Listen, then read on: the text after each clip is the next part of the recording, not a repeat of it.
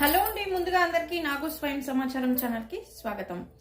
ఈరోజు మన వీడియోలో అంటే మనీ మంత్ర విషయంలో ఏ విషయం గురించి అయితే చర్చించబోతున్నాను అంటే ఇక్కడ తాకట్టు పెట్టిన గోల్డ్ని తొందరగా ఎలా రిలీజ్ చేసుకోవాలి అంటే బంగారాన్ని తాకట్టు పెట్టిన బంగారాన్ని ఎలా తొందరగా రిలీజ్ చేసుకోవాలి అనే విషయం పైన ఇక్కడ కొన్ని టిప్స్ అయితే నేను ఇప్పుడు షేర్ చేయడం జరుగుతుంది.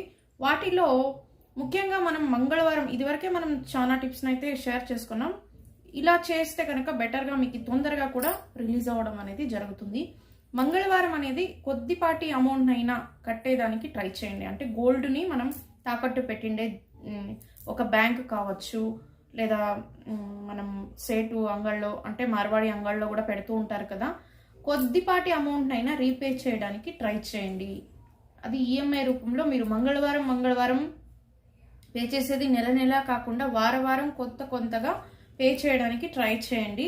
అప్పుడు తొందరగా మీ బంగారం అనేది ఇంటికి వస్తుంది. ఇది ఒక టిప్పు. తర్వాత ఇక్కడ ఒక ఇంపార్టెంట్ స్విచ్ వర్డ్ని అయితే నేను షేర్ చేయాలనుకుంటున్నాను.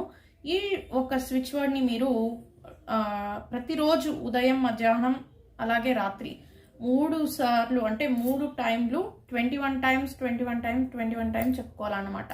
ఇప్పుడు ఉదయం చెప్తున్నారు 21 టైం చెప్పుకోవాలి, మధ్యాహ్నం చెప్తున్నారు 21 టైం మళ్ళీ చెప్పుకోవాలి, సాయంకాలం చెప్తున్నారు 21 టైం అయితే చెప్పుకోవాలి. ఈ యొక్క స్విచ్ వర్డ్ని చెప్పుకోవడం ద్వారా కూడా మీ యొక్క గోల్డ్ అనేది త్వరగా ఇంటికి రావడం జరుగుతుంది. అంటే తాకట్లో ఉన్న బంగారం అనేది తొందరగా ఇంటికి అయితే రావడం జరుగుతుంది. అది ఏంటి అంటే bring gold clouds now, bring gold clouds now, bring gold clouds now.